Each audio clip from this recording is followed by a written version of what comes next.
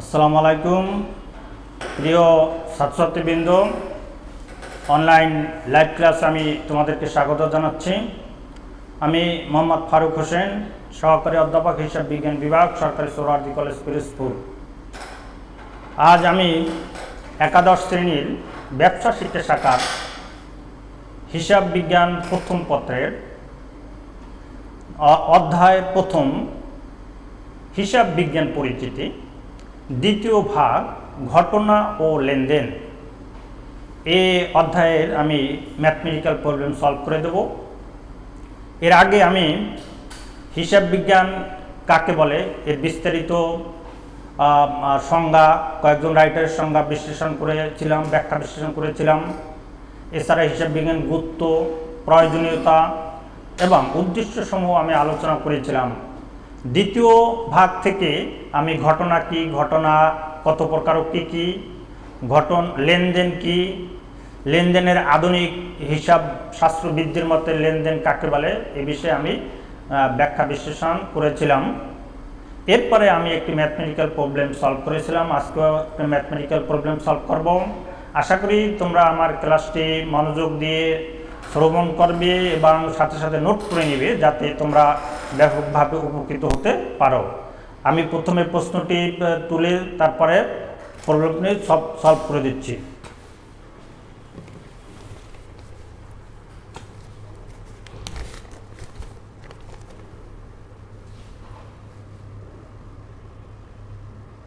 প্রশ্ন নং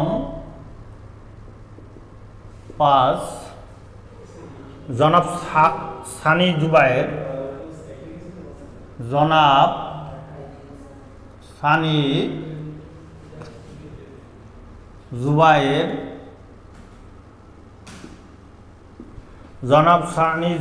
এর হিসাব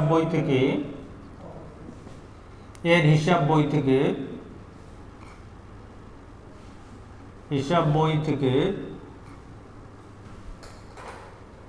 নিম্নোক্ত ঘটনাগুলো নেওয়া হয়েছে। নিম্নোক্ত ঘটনাগুলো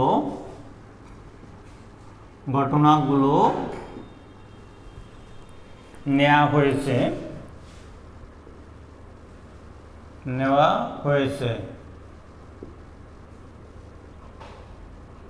2018 মার্চ 1 জনাব সানি নগদ 1 লক্ষ টাকা, জনাব সানি নগদ 1 লক্ষ টাকা, অফিস সরঞ্জাম 24,000 টাকা, অফিস সরঞ্জাম 24,000 টাকা এবং ব্যাংক থেকে 50,000 টাকা ঋণ নিয়ে এবং ব্যাংক থেকে 50,000 টাকা ঋণ নিয়ে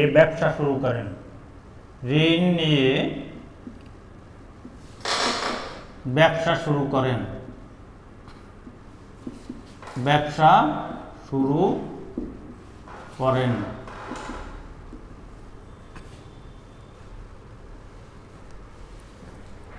মার্চ 5 মালিক কর্তৃক বিক্রয় মূল্যে পণ্য উত্তোলন। মালিক কর্তৃক বিক্রয় মূল্যে পণ্য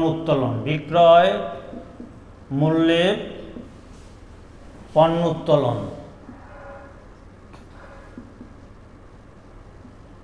মালিক কর্তৃক বিক্রয় মূল্যে পণ্য উত্তোলন 5,000 টাকা।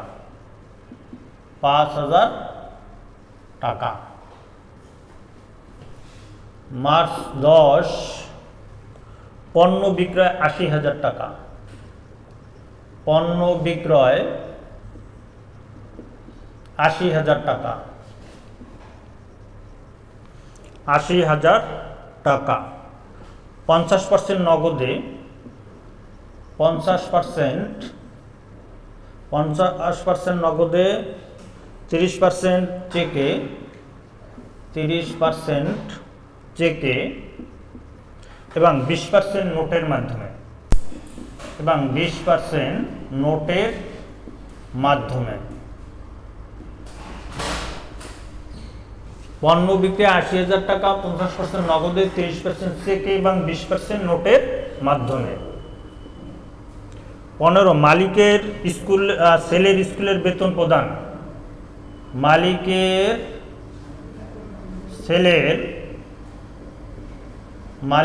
ছেলের স্কুলের বেতন প্রদান 5,000 টাকা। স্কুলের বেতন প্রদান 5,000 টাকা, 5,000 টাকা। 20 করিমের নিকট 30,000 টাকার, করিমের নিকট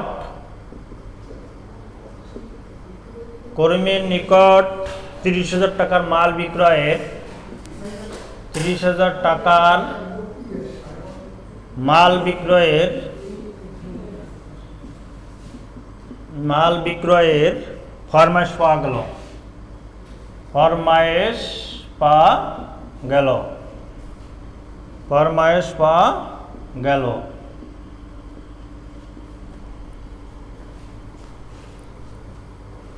25 সোনালী ব্যাংকে 1 লাখ টাকা ঋণের আবেদন করা হলো। সোনালী ব্যাংকে 1 লক্ষ টাকা ঋণের আবেদন করা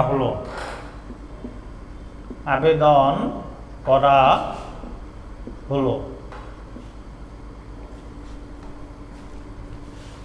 31 তারিখ অফিসের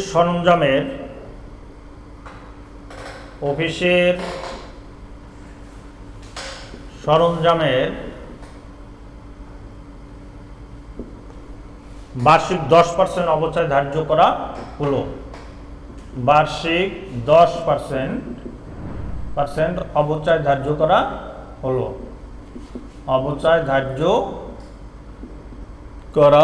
হলো।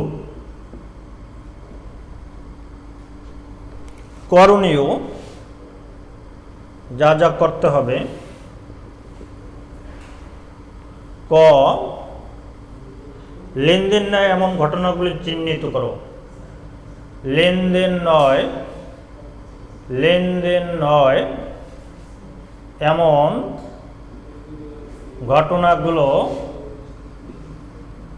ঘটনাগুলো চিহ্নিত করো।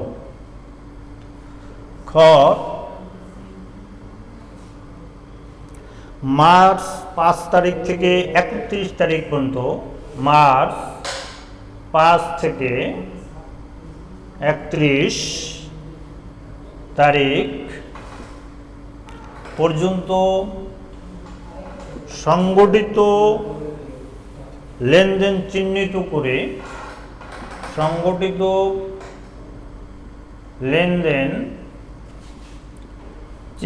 করে,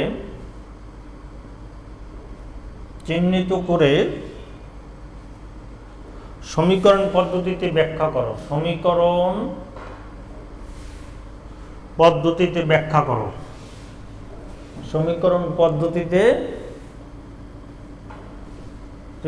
ব্যাখ্যা করো। গ, লেনদেন চিহ্নিত পূর্বক কারণ সহ ডেবিট ক্রেডিট নির্ণয় করো। লেনদেন চিহ্নিত পূর্বক কারণ সহ ডেবিট ক্রেডিট নির্ণয় করো। কারণ সহ ডেবিট ক্রেডিট নির্ণয় করো।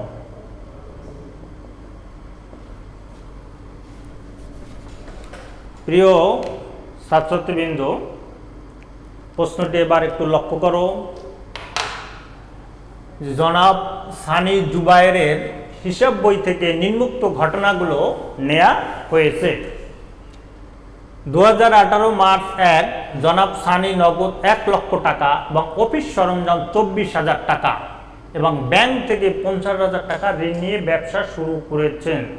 এটি একটি লেনদেন, কারণ এখানে এর দ্বারা প্রতিষ্ঠানের আর্থিক অবস্থার পরিবর্তন সাধিত হয়েছে এবং হিসাব সমীকরণ উপাদানগুলোর মধ্যে পরিবর্তন সাধিত হয়েছে।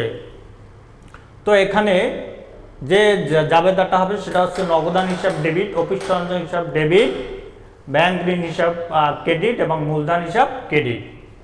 এরপরে মার্চ 5 তারিখ মালিক কর্তৃক বিক্রয় মূল্যে পণ্য উত্তোলন 5,000 টাকা। এটার জাবেদা বা ডেবিট ক্রেডিট হবে যে উত্তোলন হিসাব ডেবিট, বিক্রয় হিসাব ক্রেডিট। এরপর মার্চ 10 তারিখ পণ্য বিক্রি 80,000 টাকা, 50% নগদে, 30% চেক এবং 20% নোটের মাধ্যমে। মোট পণ্য বিক্রয় করা হয়েছে 30,000 টাকা, তার মধ্যে 50% নগদে, অর্থাৎ নগদান হিসাব ডেবিট, চেকের মাধ্যমে, ব্যাংক হিসাব ডেবিট, নোটের মাধ্যমে, প্রাপ্য নোট হিসাব ডেবিট। অর্থাৎ নগদান হিসাব ডেবিট, ব্যাংক হিসাব ডেবিট, প্রাপ্য নোট হিসাব ডেবিট এবং বিক্রয় হিসাবকে ক্রেডিট করতে হবে। এরপরে 15 মালিকের ছেলের স্কুলের বেতন প্রদান 5,000 টাকা। তাহলে এটা যেহেতু ব্যক্তিগত প্রয়োজনে এই লেনদেনটি সংগঠিত হয়েছে, সুতরাং উত্তোলন হিসাব ডেবিট, নগদান হিসাব ক্রেডিট হবে। এরপর 25 সোনালী ব্যাংক থেকে 1 লাখ টাকা ঋণের আবেদন করা হলো। এখানে 20 করিমের নিকট 30,000 টাকা মাল বিক্রয়ের ফরমাস পাওয়া গেল। মাল বিক্রয়ের ফরমাস পাওয়া গিয়েছে, কিন্তু এখানে আর্থিক অবস্থার কোনো ব্যবসার পরিবর্তন সাধিত হয়নি এবং কোনো হিসাব সমীকরণ উপাদানগুলোর মধ্যে কোনো পরিবর্তন সাধিত হয়নি, সুতরাং এটি লেনদেন নয়। এরপরে 25 বলছে সোনালী ব্যাংক থেকে 1 লাখ টাকা ঋণের আবেদন। এখানে ঋণের আবেদন করা হয়েছে, আর্থিক অবস্থার কোনো ব্যবসার পরিবর্তন হয়নি এবং সমীকরণ উপাদানগুলোর মধ্যে কোনো পরিবর্তন সাধিত হয়নি, সুতরাং এটিও লেনদেন নয়, অর্থাৎ এটি লেনদেন নয়। আর 31 তারিখে অফিস সরঞ্জামের বার্ষিক 10% অবস্থায় ধার্য করা হলো, অবস্থায় হিসাব ডেবিট আর পুঞ্জীভূত অবস্থায় ক্রেডিট। এরপরে করণীয়গুলোয় আসো যে লেনদেন নয় এমন ঘটনাগুলো। তা লেনদেন নয় এমন ঘটনা আমরা পেয়েছি 20 এবং 25 দুইটি লেনদেন, এটা দুটি ঘটনা লেনদেন নয়।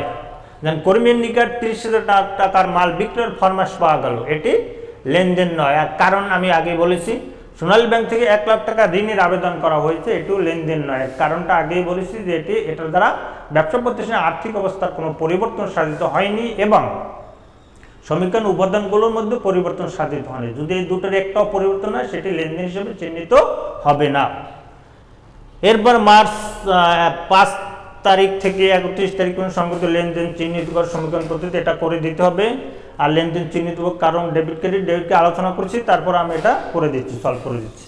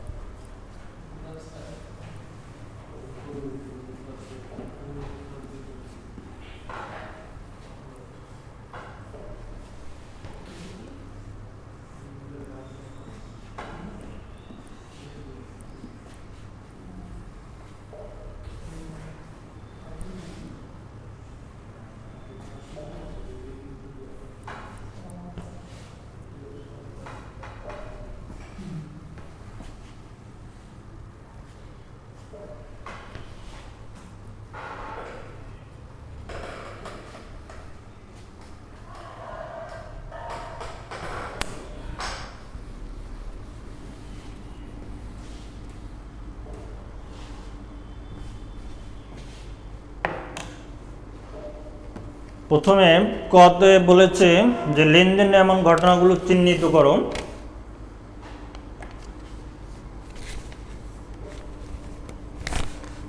পাঁচ নং প্রশ্ন উত্তর ক, লেনদেন নয় এমন ঘটনা পরিমাণ নিম্নরূপ। লেনদেন নয় এমন ঘটনার পরিমাণ নিম্নরূপ।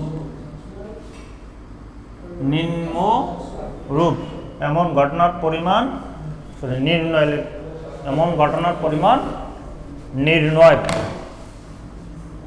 এমন ঘটনার পরিমাণ নির্ণয়। তারিখ, তারিখ, বিবরণ, টাকা, টাকা। তারিখ, বিবরণ, টাকা, টাকা। এখন প্রথমে আমাদের দুটি ঘটনা লেনদেন নয়, যেমন 2018 মার্চের 20 তারিখে মাল বিক্রয়ের ফরমাশ প্রাপ্তি, মাল বিক্রয়ের ফরমাইশ পাওয়া গেল, মাল বিক্রয়ের ফরমাইশ পাওয়া গেল, মাল বিক্রয়ের ফরমাইশ পাওয়া গেল 30,000 টাকা। মাল বিক্রয়ের ফরমাইশ পাওয়া গেল 30,000 টাকা। আর মার্চ 25 সোনালী ব্যাংকের সাথে ঋণ চুক্তি, সোনালী ব্যাংকের সাথে, সোনালী ব্যাংকের সাথে ঋণ চুক্তি, ঋণ চুক্তির টাকার পরিমাণ 1 লক্ষ, মোট হচ্ছে 1,30,000, 1,30,000। প্রিয় শিক্ষার্থী বৃন্দ,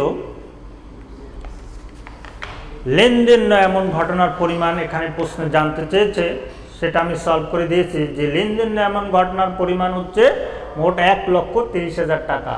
অর্থাৎ মার্চ 20 তারিখে মাল বিক্রয়ের ফরমাইশ পাওয়া গেল, এটি লেনদেন নয়, এবং সোনালী ব্যাংকের সাথে ঋণ চুক্তি সম্পাদিত হয়েছে, এটিও লেনদেন নয়। তাহলে এর মোট টাকার পরিমাণ 1,30,000 টাকা। এরপর আমরা খ নঙে সলভ করে দিচ্ছি।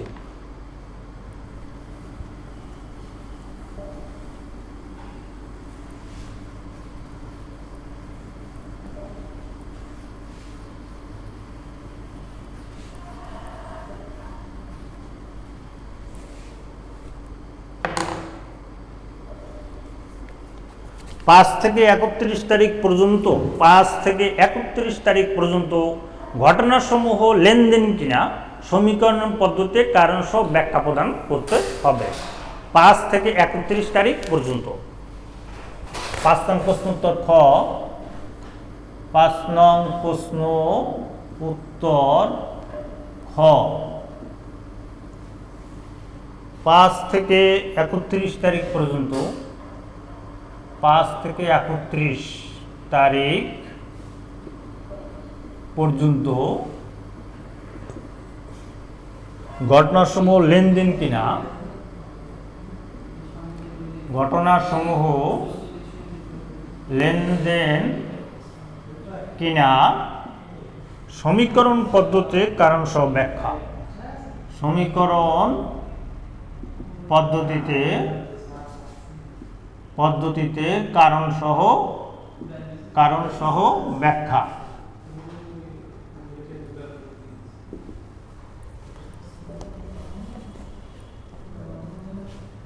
প্রথমে আমাদের তারিখ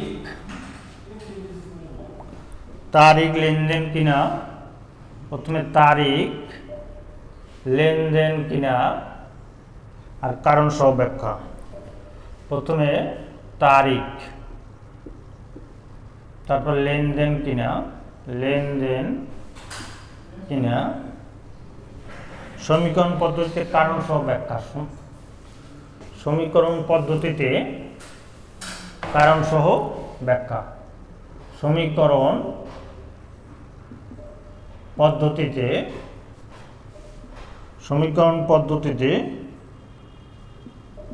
পদ্ধতিতে কারণ সহ ব্যাখ্যা, কারণ সহ ব্যাখ্যা। অর্থাৎ asset equal to liabilities plus owners equities, এর ভিতর কি পরিমাণ পরিবর্তন সাধিত হয় সেটা এখানে সেই কারণটা উল্লেখ করতে হবে।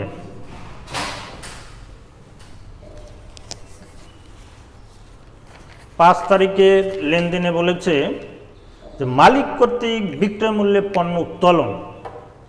এখানে জার্নাল এন্ট্রি হচ্ছে যে মালিক কর্তৃক বিক্রয় মূল্যে পণ্য উত্তোলন, এর জার্নাল এন্ট্রি হচ্ছে যে উত্তোলন হিসাব ডেবিট, বিক্রয় ক্রেডিট। তো এটি অবশ্যই একটি লেনদেন। তো প্রথমে লেনদেন কিনা 2018 মার্চ 5 তারিখ,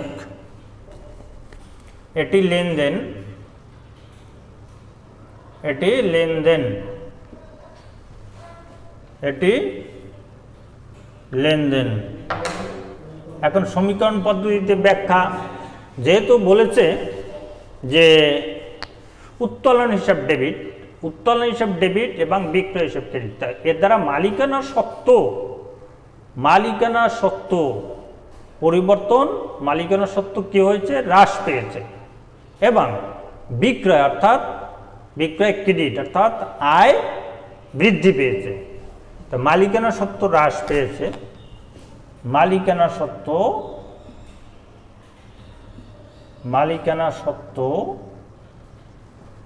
হ্রাস পেয়েছে এবং আয় বৃদ্ধি পেয়েছে, আয় বৃদ্ধি পেয়েছে। এছাড়াও অন্যভাবে দেয়া যায়, এই কারণটি ব্যাখ্যা অন্যভাবে করা যায়, যেন মালিকানা সত্ত্ব হ্রাস পেয়েছে এবং মালিকানা সত্ত্ব বৃদ্ধি পেয়েছে, এভাবেও করা যায়, কারণ আয়ের মাধ্যমে মালিকানা সত্ত্ব বৃদ্ধি পায়।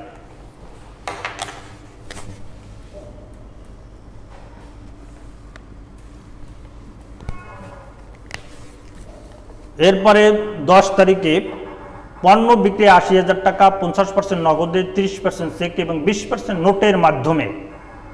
তাহলে 80,000 টাকার পণ্য বিক্রয় করা হয়েছে, তো 50% নগদে, তাই নগদান হিসাব ডেবিট, চেকের মাধ্যমে সেখানে ব্যাংক হিসাব ডেবিট, এবং নোটের মাধ্যমে অর্থাৎ প্রাপ্য নোট ডেবিট, আর বিক্রয় ক্রেডিট। তাহলে আমাদের সম্পদগুলো 3টি সম্পদ পরপর বৃদ্ধি পেয়েছে আর আয় বৃদ্ধি পেয়েছে, সম্পদ বৃদ্ধি পেয়েছে এবং আয় বৃদ্ধি পেয়েছে। মার্চ 10 লেনদেন, এটিও একটি লেনদেন। আর সম্পদ বৃদ্ধি পেয়েছে, সম্পদ অ্যাসেট বৃদ্ধি পেয়েছে এবং আয় বৃদ্ধি পেয়েছে, আয় বৃদ্ধি পেয়েছে, আয় বৃদ্ধি পেয়েছে।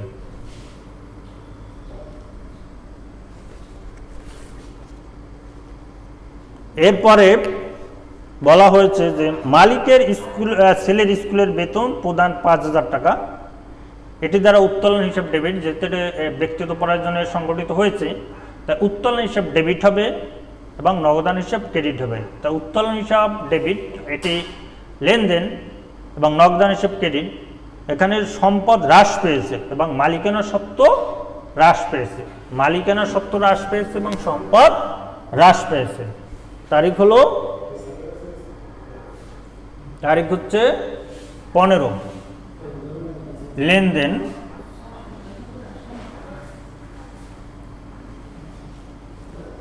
উত্তোলন হিসাব মালিকানা সত্ত্ব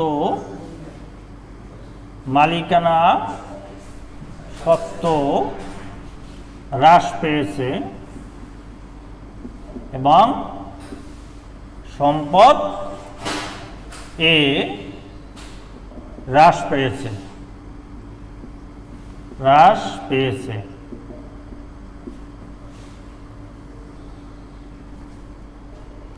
এরপরে বলছে যে 31 অফিসের সরঞ্জাম বার্ষিক 10% অবচয় ধার্য করা হলো। এর জার্নাল এন্ট্রি হচ্ছে যে অবচয় ডেবিট এবং পুঞ্জীবিত অবচয় ক্রেডিট। তো অবচয় হচ্ছে ব্যয়, তাই ব্যয় বৃদ্ধি পেয়েছে, এটি হচ্ছে 31 তারিখ, এটি একটি লেনদেন, কারণ এর দ্বারা ব্যবসার আর্থিক অবস্থার পরিবর্তন সাধিত হয়েছে। ব্যয় বৃদ্ধি পেয়েছে, ব্যয় বৃদ্ধি পেয়েছে এবং এবং কন্ট্রা অ্যাসেট বা বিপরীত সম্পদ, কন্ট্রা অ্যাসেট বা বিপরীত সম্পদ বৃদ্ধি পেয়েছে। কন্ট্রা অ্যাসেট, কন্ট্রা অ্যাসেট বিপরীত সম্পদ বৃদ্ধি পেয়েছে, বিপরীত সম্পদ বৃদ্ধি পেয়েছে।